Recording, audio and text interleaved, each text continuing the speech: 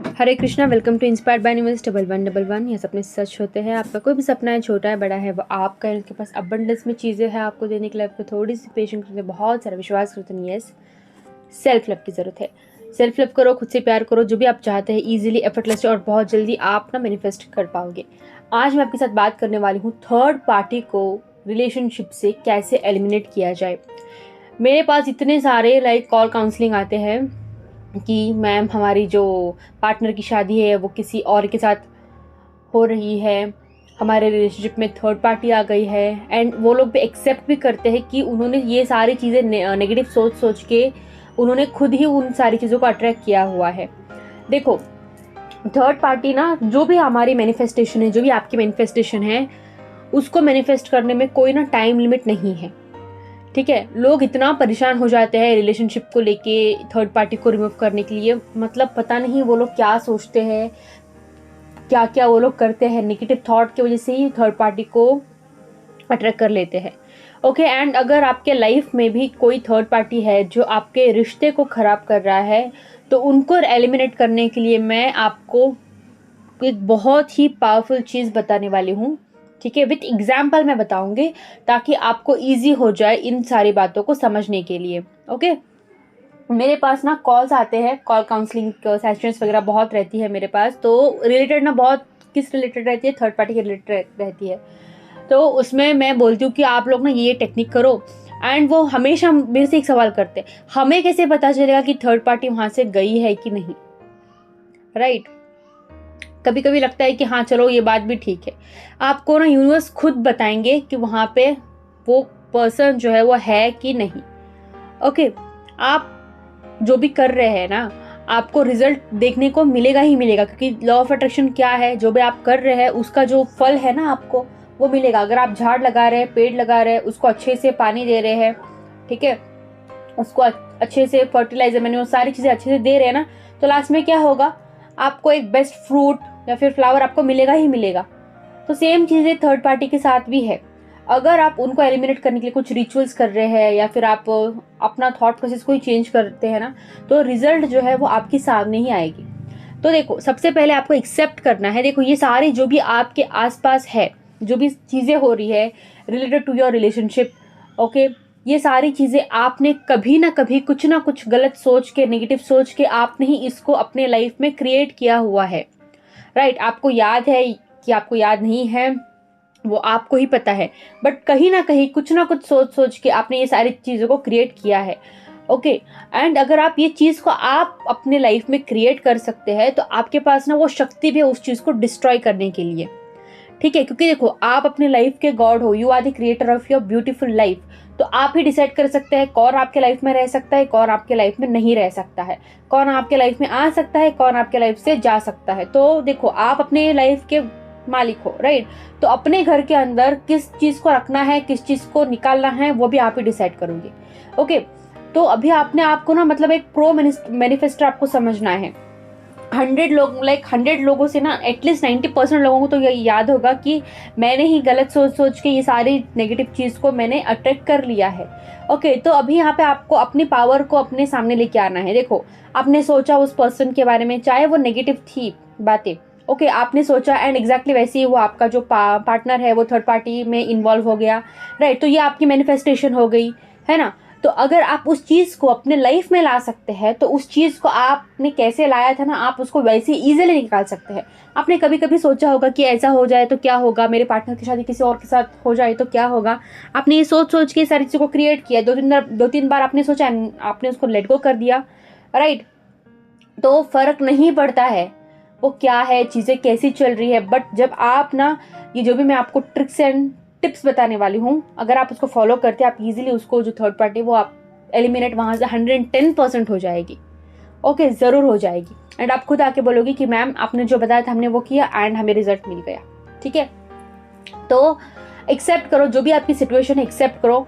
Stop blaming your self and stop blaming your partner. Okay, अपने आप को blame मत करो कि मैंने ये सोच सोच के मैंने अब अपने लाइफ को, अपने रिलेशनशिप को खराब कर दिया है। ऐसा सोचना भी आपको बंद करना है, को ना ऐसे सोचना ही आपको बंद करना है। नेक्स्ट जो है, अपने पार्टनर को भी आपको फॉरगिव करना है। देखो, गलती ना सामने वाले इंसान की नहीं है, उसको लॉ ऑफ अट्रैक्शन के बारे में कुछ भी नहीं पता है, राइट। आपको लॉ ऑफ अट्रैक्शन के बारे में पता है एंड आपने सोच सोच के उस इंसान को वही वाइब्रेशन भेजा एंड उसने वही हरकतें की एंड अभी आप रो रहे हैं कि उसने मुझे धोखा दे दिया, राइट। तो जो भी है अपने आप को पहले माफ़ करो, ओके। अपने पार्टनर को माफ़ करो। देन आपको क्या सोचना है कि थर्ड पार्टी हमारे रिलेशनशिप से मूव ऑन हो चुकी है, ओके। उसको कोई अच्छा इंसान मिल गया है या फिर उसकी शादी कहीं और फिक्स हो चुकी है, ठीक है। उसके लिए भी अच्छा सोचना स्टार्ट करो। एंड ये जो चीज़ें हैं, अगर आप कोई टेक्निक वगैरह करना चाहते हैं ना, तो 11 डेज़ का आप एक टेक्निक कर सकते हैं। 11 डेज़ आप सेम चीज़ों को आप बार बार रिपीट में आप लिख सकते हैं कि मेरे और मेरे पार्टनर की लाइफ से थर्ड पार्टी मूव ऑन हो चुकी है। 11 डेज़ आप सेम चीज़ों को 11 टाइम्स लिख सकते हैं, या फिर 1 टाइम एक्टिविटी भी आप कर सकते हैं। एक पेपर में लिखो ब्लैक पेन से एंड उस पेपर को जला दो एंड उसको लेट गो कर दो। बार बार देखो कि होता क्या है ना, आप अगर बार बार थर्ड पार्टी के बारे में आप सोचते ही रहोगे कि पता नहीं वो दोनों यहाँ पे जा रहे हैं, वो दोनों वहाँ पे जा रहे हैं, घूम रहे हैं, क्या कर रहे होंगे, स्टॉक कर रहे हैं, आप ये सारी चीज़ें करते हैं ना, आप ही खुद उनको उनके लाइफ में ना आप ही खुद एक पॉजिटिव मैनिफेस्टेशन आप डाल रहे हैं उनके लाइफ में। वो दोनों तो साथ है, वो दोनों तो अच्छे से बात करते हैं। देखो मेरे पास ना ऐसे ऐसे क्लाइंट्स भी होते हैं ना जो रात रात तक थ्रू कॉलर पे, ओके, थ्रू कॉलर ऐप पे टाइम चेक करते हैं 2 बजे 3 बजे। मतलब लोगों के पास ना इतना समय होता है पार्टनर को स्टॉक करने के लिए, ओके। लोगों के पास इतना समय होता है अपने आप को दर्द देने के लिए।